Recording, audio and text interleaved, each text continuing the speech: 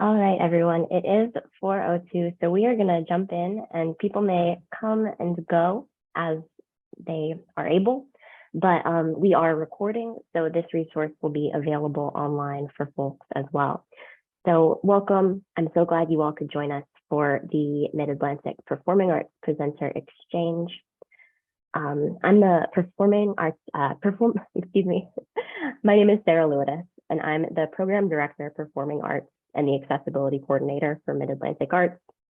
I use she and her pronouns, and I'm a white woman with very short brown hair and a brown sweater.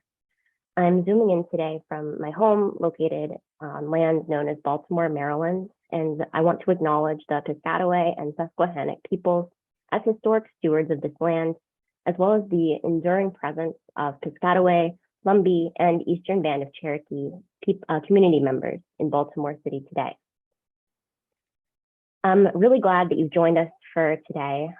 Today is a resources and conversations event, and the goal of this event is to gather funders and other people with resources and opportunities to offer performing arts presenters in the region, and also for performing arts presenters to connect with one another. This is a new event and it's kind of an experiment, and so I hope you'll join me for more of the events coming up tomorrow and next week, and that you'll share your feedback about the event as you're able and as your feedback comes up. For today's event, please remain on mute unless you're speaking. We're going to pin the featured speaker.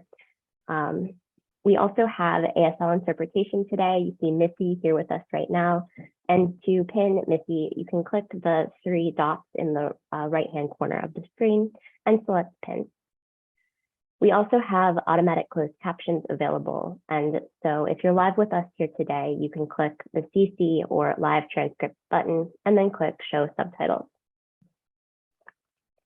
So I'm here with a bunch of wonderful colleagues today, and each of them have opportunities to offer performing arts presenters in the Mid-Atlantic region through their respective organizations. I want to thank you all for being present in the event today. And just so everyone knows, we are going to extend by 15 minutes to accommodate all the excellent presentations we have and leave time to have some conversation and connection at the end of the event. Since our timeline is pretty tight, we're not going to take questions in real time, but we will make sure that each presenter's email goes in the chat so that you can follow up directly with any questions that you have. Then in our last 20 minutes or so, we'll connect with one another informally around some of the topics that you all shared during registration. So let's go on and jump in. So I want to first introduce my colleague, Emily, to talk about the Folk and Traditional Community Project Scripts at Mid-Atlantic Arts. Thanks so much, Sarah. So I'm going to be talking about our folk and traditional arts, community projects, and the CULT programs. These are not strictly performing arts programs, but they can serve performing arts presenters. So the Mid-Atlantic Arts Folk and Traditional Arts Community Project Grants fund projects designed to support the vitality of traditional arts and cultural communities in the Mid-Atlantic region. That includes nonprofit organizations in DC, Delaware, Maryland, New Jersey, New York, Pennsylvania, Virginia, the U.S. Virgin Islands, and recently Puerto Rico. And West Virginia, of course, which seek to engage folk and traditional artists, practitioners, or culture bearers in community-based projects. And those are from amounts from $1,000 to $7,000. The majority of project activities have to take place in the Mid-Atlantic and include, but are not limited to, performances, public art collaborations, workshops, trainings, exhibits, fieldwork, and artistic collaborations. Projects have to include some kind of publicly accessible component, which again could be a performance, an event, a video, a podcast, a public interest meeting, a website, or a report. We encourage projects that cross sectors, state or territory borders, or connect artists or organizations within one state or territory. And in our alignment with our strategic vision to promote equity, diversity, inclusion, and access, applications that support or engage underserved or underrepresented artists, practitioners, traditions, or constituents are strongly encouraged. and our next round of funding will open spring 2023. So our next project is the CULT, or Central Appalachia Living Traditions, and I'm going to specifically be talking about our experiences grants. There are two other components of that project, but for this, I think the experiences grants make the most sense to highlight. This was developed in response to Mid-Atlantic Arts CAFTA project, Central Appalachia Folk and Traditional Arts Research and Surveys. And you can go to the next slide. This serves primarily the Appalachian Regional Commission designated counties of Ohio, Virginia, and West Virginia, and particularly focuses on border communities. We also work with the state folklife programs in our respective states. Next slide. We fund our experiences grants fund public-facing projects in those 3 states that bring community members together around folk and traditional arts practice and cultural knowledge. And because this program intends to diversify and expand the types of folk and traditional arts programming available in the region, applications must be for new projects or projects that expand or diversify existing programming. So next slide. So this is eligible to both nonprofit organizations and artists or practitioners in those ARC counties for amounts from $1,000 to $10,000.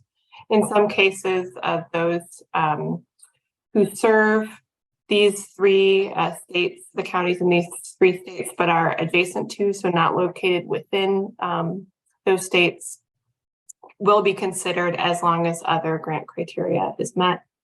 And these project activities can include hands-on learning experiences, workshops, traditional arts practices, demonstrations, films, podcasts, or archival collections that have a significant public-facing component. And no matches required for these CULT grants. And like I said, the majority of activities must take place within those designated counties. And just the next slide has my contact information. I know we're not taking questions here, but you can find more about the CULT program and our Folk and Traditional Arts Community Project grants on the Mid-Atlantic Arts website, and also follow CULT social media on Facebook, Instagram, or Twitter. And you can feel free to email me with any questions as well. Awesome. Thank you so much, Emily. Thanks, Next, Sarah. Yeah. Next, I want to invite Robin and Andrew to talk about the PAGE program. Hi, everybody. Thanks so much for having me here today, Sarah. It's a pleasure to be with everyone today. My name is Robin Bush, and I am Senior Program Director International here at Mid-Atlantic Arts. I am speaking to you today from my home in Towson, Maryland, the traditional and ancestral lands of the Piscataway Conoy Nation, and we pay our respects to elders past, present, and future.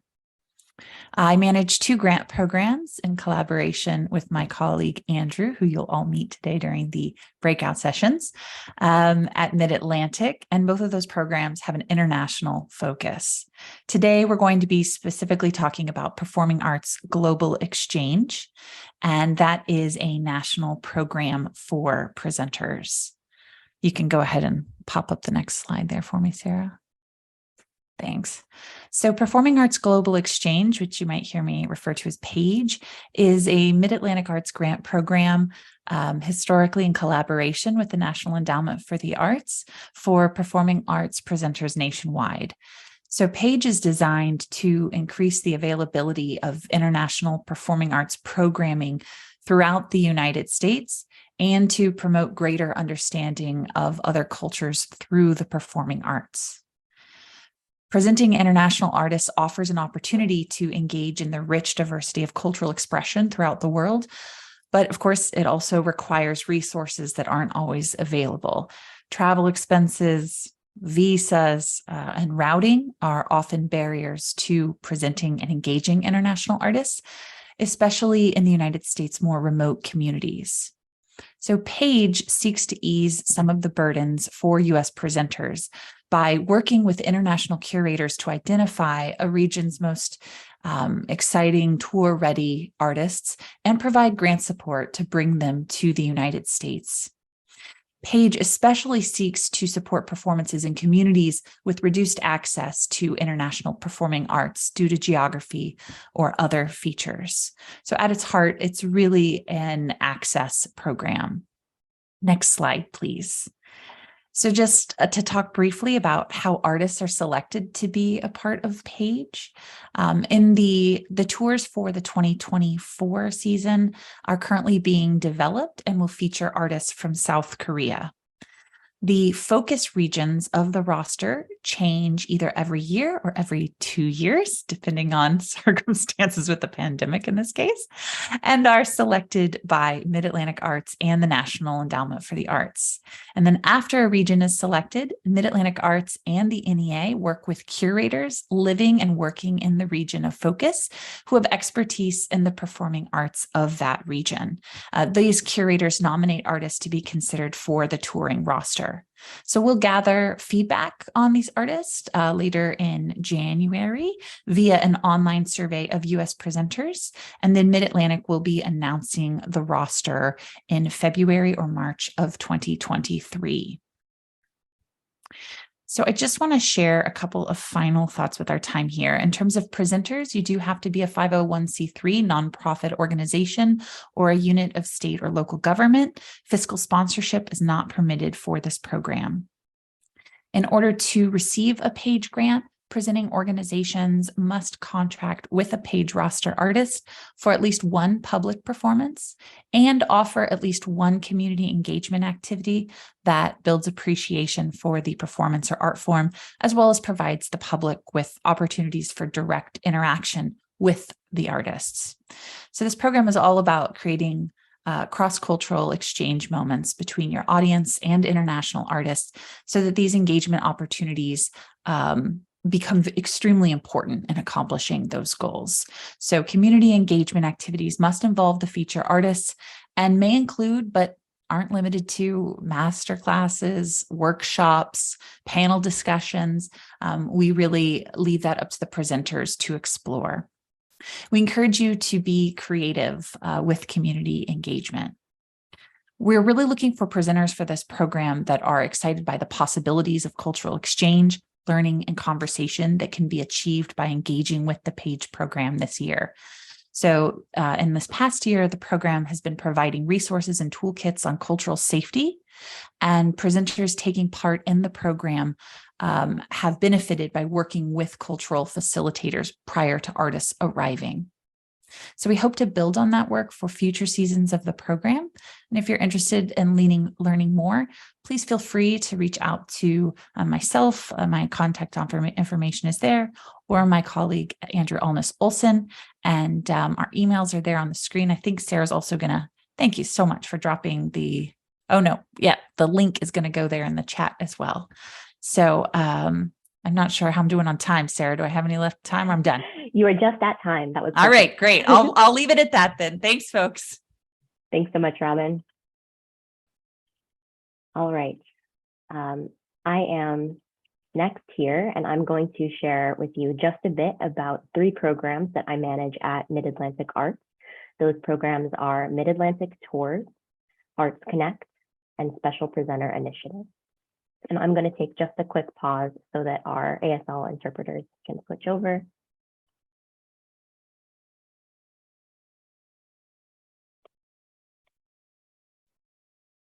All right. So Mid-Atlantic Tours is the first program that I'll speak about today.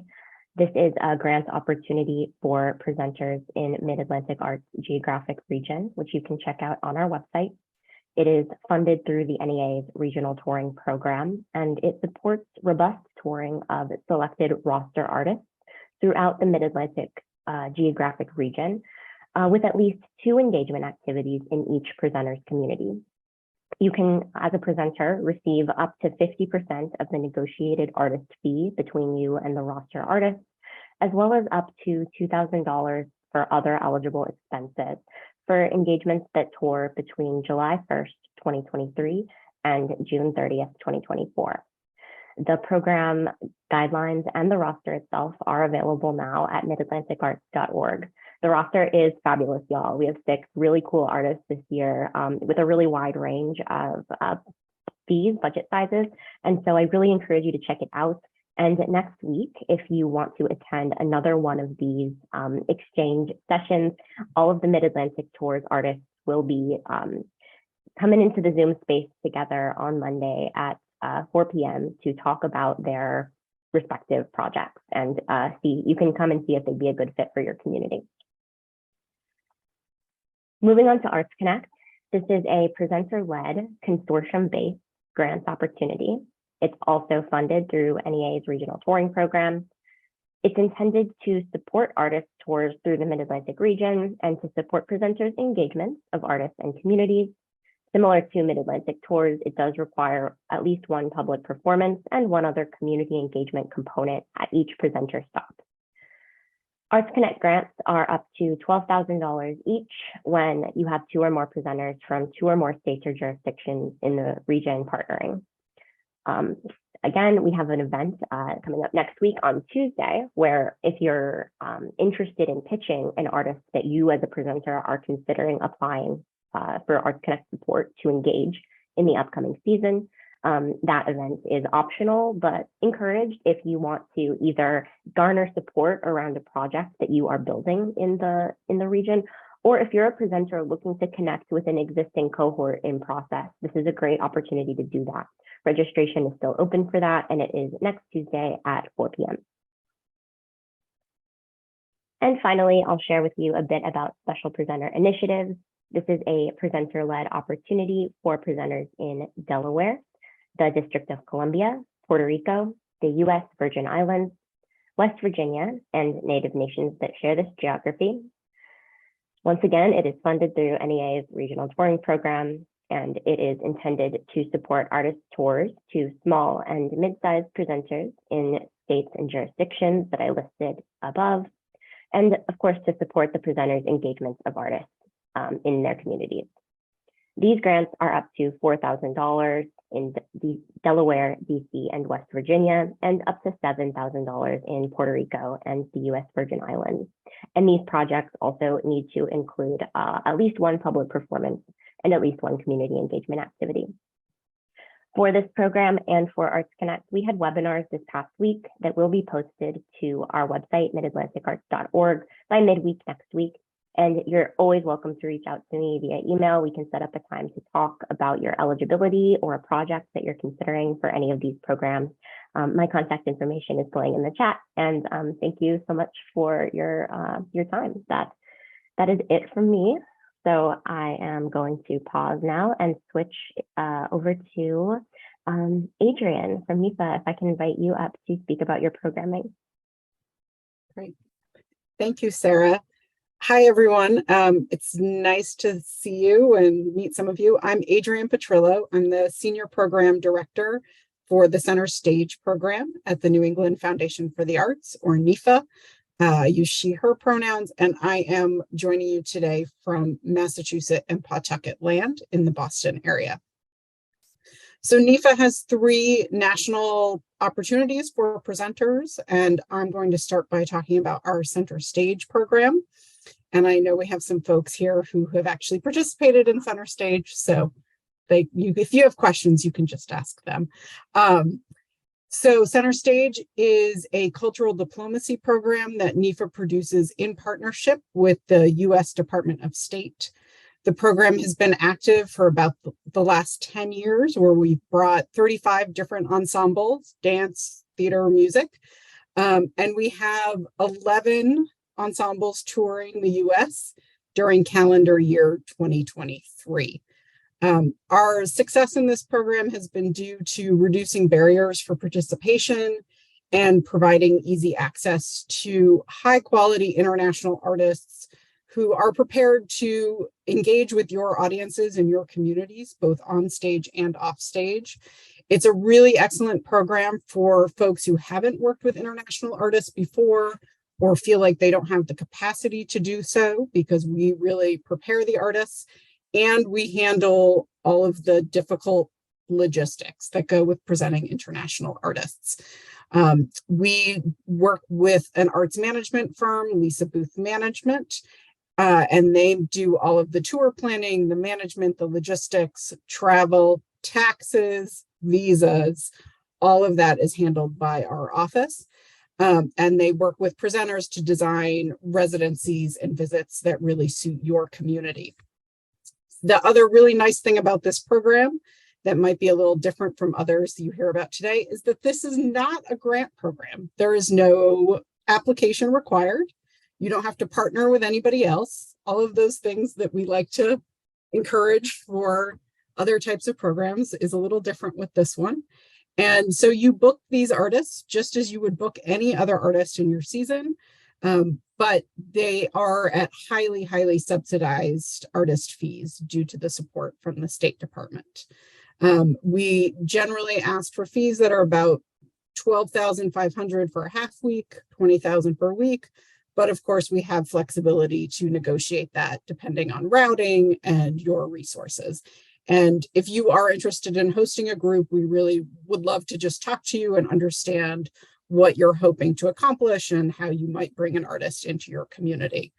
So we do, of the 11 groups touring next year, we have 7 that are coming through the Mid-Atlantic region, generally from June through November of 2023. So we're happy to talk with you about more specifics of those companies and any opportunities for you to jump into the touring.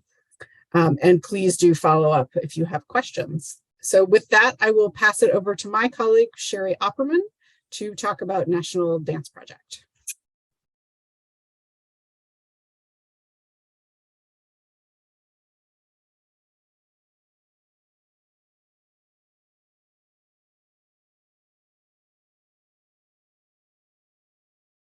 Sherry, I think you're still on mute. Mute. Okay, sorry, button didn't take. Thanks. Sorry.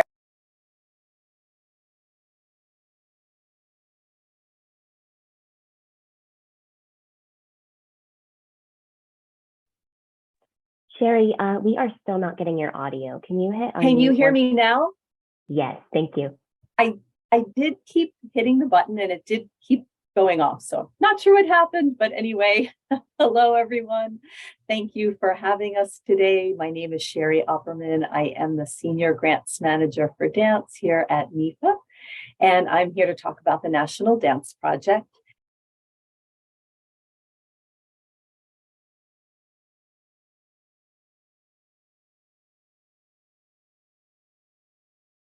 Sherry, sorry to interrupt. We have Yeah. lost her. Okay. I haven't touched anything. Okay, good. All right, I'm here to talk about the National Dance Project. Our main grant is the National Dance Project Production Grant, which yearly awards 20 grants for new dance works that will be given funding to support the creation, development, and production, and then finally the touring support for those works. And we have a process, the production grant is a 2-stage process. Reaching out to you also as presenters who might be in situations where you are also supporting artists through residencies or in other ways that you might be able to be on a production grant application in support of a work. And then finally, once those works are awarded a production grant, there is touring subsidy that you can participate in to have that work come to your venue when it is on tour. So I've put some links into the chat for you to check out. The way the NDP presentation grant works is that the artist is in charge of allocating their subsidy, their tour subsidy, once their grant has been, their work has been completed. And they work with presenters to allocate their funding. They will then let us know that they are going to participate, that they want that particular organization to participate in the touring program. The presenter then will submit an application, but these applications are not competitive. unlike other touring applications. If the artist has allocated that funding, you will receive that. And it is a reimbursement grant. It is up to the artist. They can allocate up to 50% of their total artist fee if they choose to. But that is really up to them and the conversations that they are having with you as a presenter. In order to apply, you do need to be presenting at least an excerpt of the funded NDP work. However, it could also include more engagement activities. Some artists are spending additional time, obviously, to do residency work, outreach, etc., with the organization.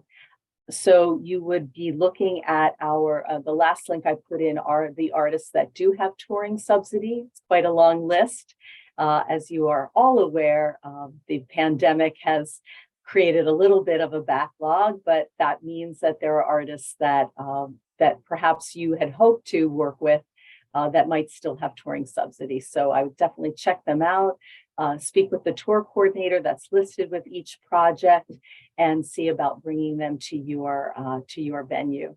Another grant that you certainly might want to check out is the NDP Travel Fund. Each project can receive up to 4 travel fund opportunities during our fiscal year. So artists have 4 opportunities. It might be that the artist is coming to your venue because they need to do a pre-site visit in order to meet with community members or production team. Or for you as a presenter, if you're looking at a work, you're interested, but you do need to see it live before you can make a commitment, you can also travel to, say, a work in progress showing or a premiere, something like that. So again, the artist kind of decides how those 4 opportunities are allocated. If you're interested in seeing any of the projects, reach out again to the artist and just let them know that if there is an opportunity for you to see that work. And then I also will put in information about our sister program, the National Theater Project, which runs very similarly to the National Dance Project. Those artists receive funding to create new work. And then there is also presenter travel, as well as presentation grant support for those projects. And I'm always happy to answer any questions, so I'll put my contact information in as well. Sending it back to you, Sarah. Great. Thank you so much, Sherry and Adrian, for letting us know about those NIFA opportunities that Mid-Atlantic region performing arts presenters are eligible for. So next up, we have Drew Tucker. Drew is unfortunately not able to join us at the last minute today, and we miss him, but Drew is with Sister RAO, South Arts. And this program that Drew would have spoken to you about is called Jazz Roads. And so I certainly can't speak for Drew about this program, but I want to let you know that Jazz Roads offers grants of up to $15,000 supporting multi-town tours by jazz artists to connect with new audiences around the nation. So Sarah T, thank you, is putting Drew's email in the chat, so you can reach out to Drew directly and check out South Arts website if you'd like to know more about this program. And next, I'd like to invite Matt from Mid-America Arts Alliance to speak about the Creative Forces program. Thank you, Sarah. My name is Matt Elmore, and I'm the Grant Programs Coordinator for Mid-America Arts Alliance, which is based in Kansas City, Missouri. I use he, him pronouns, and I'm speaking to you today from my remote apartment workspace in Pittsburgh, Pennsylvania. Today, I'll provide a brief description of the Creative Forces Community Engagement Grant Program that MA is implementing in cooperation with the National Endowment for the Arts. This grant program aims to improve the health, well-being, and quality of life for military-connected populations across the country by supporting community arts engagement projects. And the deadline for this, to apply for this round of grants is coming up soon on January 19th. Or I could post my slides too. There we go. Much appreciated. Since 2017, Creative Forces has invested in community arts engagement projects in order to advance understanding understand their benefits and impacts for military-connected populations. Creative Forces supported community programs have involved a range of arts activities, including visual, written, and performing arts, offered through single events, drop-in programs, and online engagement led by artists and residents, teaching artists, or creative arts therapists. Next slide, please. Mid-America and the NEA will be awarding approximately 35 one-to-one matching grants of up to $10,000 for emerging projects or up to $50,000 for advanced arts engagement projects that will start on or after July 1st, 2023. These grants are intended to support non-clinical arts engagement programs taking place in healthcare, community, or virtual settings. All grantees will also receive technical assistance from subject matter experts on required implementation of participant and audience feedback surveys, as well as project evaluation. And grantees will also participate in a broader network of organizations that meet regularly to discuss important topics related to implementing community engagement arts projects for military-connected communities. Next slide, please.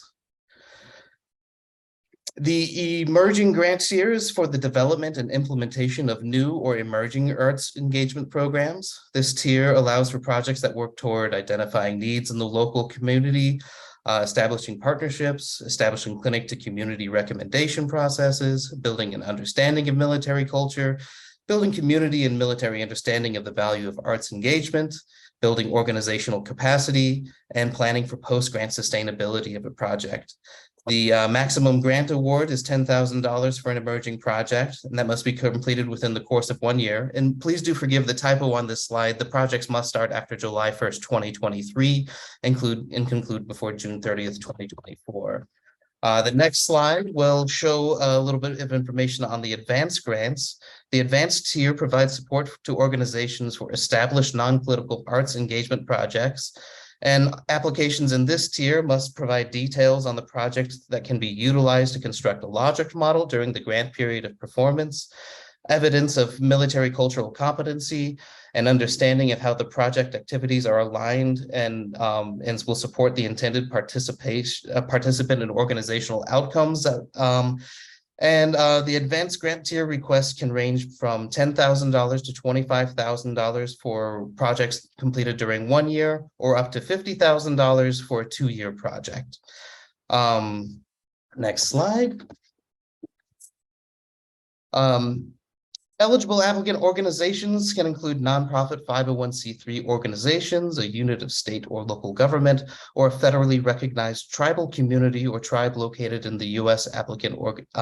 Tribe located in the U.S.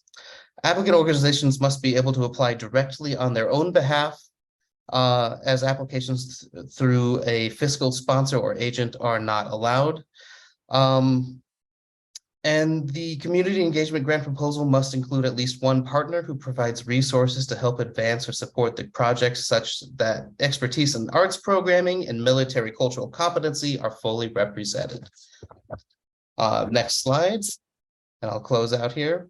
The participants who can be served include active duty service members, guardsmen or reservists, veterans, military connected family members, and military caregivers. Next slide. The outcomes for the grant program include creative expression, social connectedness, resilience, and an independence and successful adaptation to civilian life. And one more slide, please. These are the service delivery models and project types that are allowable. There are a wide variety, as you can see here. And in terms of artistic disciplines, this is totally non-discipline specific. As long as it's arts related, this project would probably be eligible. I suppose I do have a few more slides. Next one, please. I'll be finishing very shortly. This is an idea of the application panel review criteria, which is based on project design, project management, equity and accessibility, as well as leadership, community impact, and overall alignment. And the last slide shows my contact information. If you have any questions, please feel free to reach out to me and check out our website for the full grant guidelines. Applications again are due on January 19th. So thank you very much. Back to you, Sarah.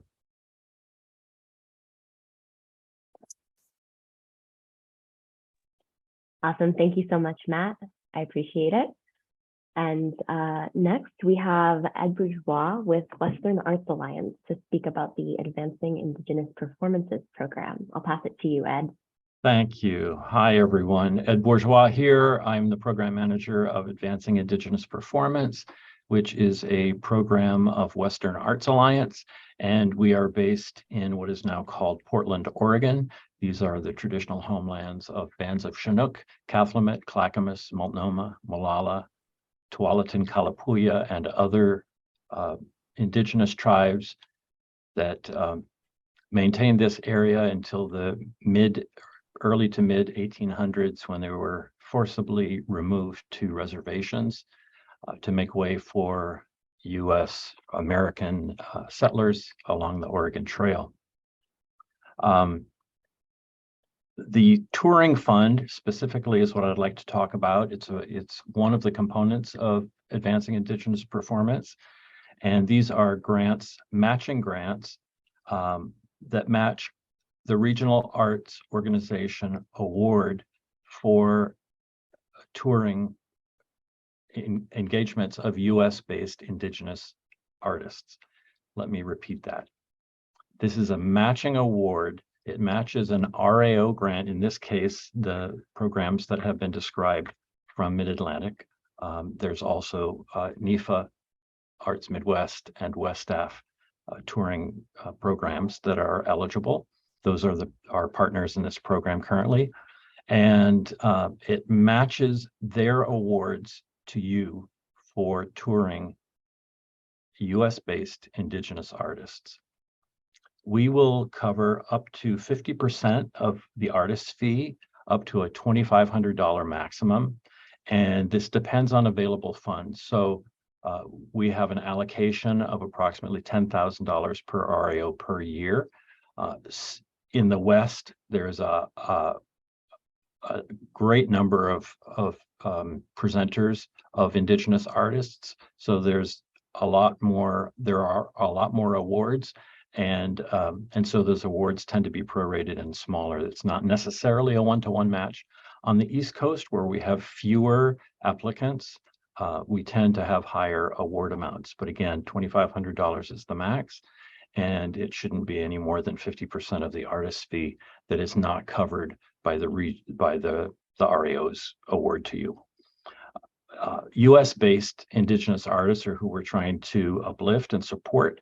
So these are artists, there may be US tribal artists who are living in Canada, for instance. That would not be an eligible award or an eligible engagement. They need to be living in the US. In some rare cases, there are First Nations artists from Canada or from Mexico who were born into communities that are bisected by the border. They would be eligible if they're living in the US and have permanent status. Indigenous artists self-identify, and the RAO the Mid-Atlantic Arts has placed a checkbox or a place on their application forms for you to identify that the artist you're engaging is Indigenous. The onus is not on you to know that, it's on the artist. And there are, however, times when, if we are determining eligibility and looking at an artist and we see nothing from previous engagements or on the internet that identify any kind of affiliation, we will likely come back to you and ask you to ask the artist to provide a statement of Indigenous identity.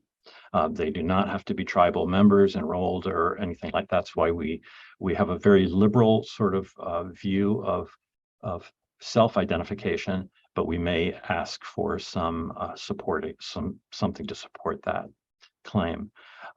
Performance is required. I know that a lot of the RAOs are changing guidelines, and including visual arts and other kinds of artistic disciplines, but this grant does require that a performance component is included. In acknowledgement of how the touring field is changing, those could be live, they could be virtual. We will consider, look at each application separately if there is any question about that. But the bottom line is it requires a performative element. We follow the Mid-Atlantic's guidelines and reporting requirements. So we have no additional reporting requirement. This is not something you apply for. It's something that you identify the artist on your Mid-Atlantic application. They send us a list of awards. We confirm eligibility, and then we'll contact you with an award. You don't have to do anything more than that. And Mid-Atlantic will let us know when they've received and approved a final report. At that time, we go ahead and pay you. So there's no reporting that's due directly to us.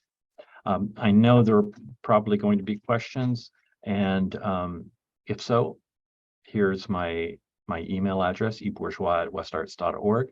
I encourage you to check out our webpage, the AIP webpage at westarts.org. There has been, and there will be by the end of the month, a page specifically for the Touring Fund. We were just confirming our partnerships before we release that information, but feel free to contact me directly with any questions. Again, we're matching grants that you get from Mid-Atlantic. All of the programs that have been described are eligible. Just needs to be a US-based Indigenous artist who's performing. So thanks for your time and hope to hear from you. Thank you so much, Ed. You And bet. I do want to highlight that those programs I spoke about, including Arts Connect and Special Presenter Initiative, as well as the Indigenous artist who is on the Mid-Atlantic Tours roster, are all eligible in different ways for this funding. And so you can connect with me and I'll end up connecting you with Ed, or reach out to Ed directly if you have any questions, if you're considering working with an Indigenous artist and looking to support for those programs. Great. So last up in our presentations for resources, we have, I want to invite Catherine from Dance USA to get us started, and then she'll bring in Jane. Hi, Hey, can you hear Catherine. me okay? Yeah, you sound great. Okay. So hey everyone, my name is Catherine Caldwell. There's a lot of light coming into my window, so please excuse me. I'm gonna shift. All right, hi again. My name is Catherine Caldwell. I use she, her pronouns, and I am the Director of Member Services at Dance USA. I am zooming in today from my hometown in New Orleans, Louisiana, stolen land once known as Bobancha of the Chickasaw and Chitimacha people. I'm a caramel-colored African-American woman with a short afro, and I'm wearing a white sweater with 2 black stripes going down the center. And I'm sorry, I meant to say Choctaw. I read Chitimacha and Choctaw all at the same time. Please forgive me. For those of you who may not know about Dance USA, we're a national service organization for dance, serving a broad cross-section of the dance ecosystem, from dance company executives to artistic directors to agents, presenters, and other dance service organizations. Dance USA hosts multiple cohorts, and we call them councils. And oftentimes these councils come together and they form working groups. This particular working group you will hear from today is comprised of 2 councils. One is called the Agents, Managers, Producers, and Promoters Council, and the other is the Presenters Council. So these 2 councils work together along with Jay Mitchell of the Stanford Law Clinic. Jay and his students helped out with a lot of the legalese here to support our equitable contracting work. I just wanted to make sure to express gratitude to all the folks involved. Dance USA didn't pull this out the sky. It took a lot of work. And I wanted to make sure to name the folks involved. A big shout out to all of them, and especially Jane Raleigh here today from the Kennedy Center. So I'm going to pass the virtual mic over to Jane to tell you a little bit more about Dance USA's equitable contracting resources. Thank you, Catherine. Hey everyone, my name is Jane Raleigh. I use she, her pronouns. I'm calling today from land known as Washington, D.C., the ancestral homelands of the Anacostan and Piscataway peoples. As Catherine said, I am here today as a representative. I am a presenter. I'm the director of dance programming at the Kennedy Center in Washington, representing the Presenters Council, which was one half of this working group in collaboration with our agents and artist managers colleagues at Dance USA. And just wanted to name, before I talk about the resources, that this is a non-monetary resource. It's been awesome to hear about all of these grants. This is a functional work stream resource that you could use in working with any of your artists. It is dance specific, centered specifically on dance, but certainly is conversations and resources that could be adapted to any genre that you're working in. For a little bit of background of why we started doing this work, these conversations came about at the start of the pandemic when all of us experienced the massive force majeure, cancellations, everyone shutting down, and within the dance field, and specifically between the agents and the presenters, we were talking a lot about how all of those cancellations really exposed power structures that existed within the dance field, and how many artists, specifically dance companies and individual dance artists, felt like the rug was pulled out from under them, and contracting didn't really support the artists that we live and work with in our field. So we came together to think about and discuss ways that we could make our contracting more standardized, more equitable across the board. The resources, I think it was already dropped in the chat. Thank you, Mid-Atlantic folks. If you ask for these resources from Dance USA, you'll receive a set of 4 resources. One is a cover sheet, one is a cheat sheet that sort of helps you understand definitions that show up within the document. And then the bulk of the resources is 2 documents, one that is an actual engagement agreement resource, and the other that is an additional provisions resource. So these are not contract templates. They're not something where you can just fill in all the blanks in the document and have a new contract to use. But the idea is that these resources present concepts that, if implemented into your contract templates, would make your contracts more equitable.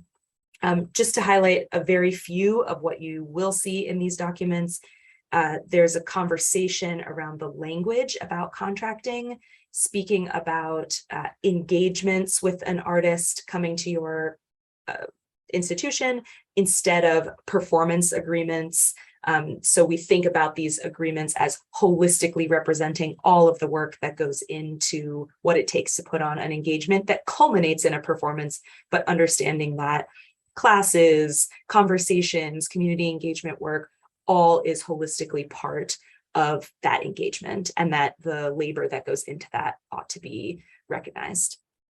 There's a fair amount of suggestions and conversation in these resources around compensation structures.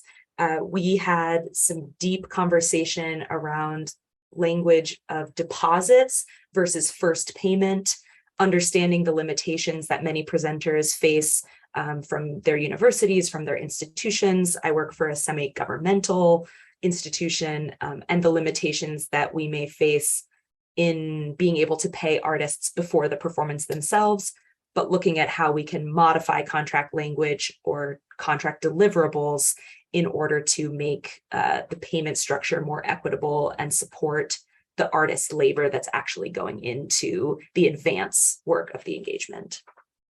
There's also a fair amount of work being done to balance power structures.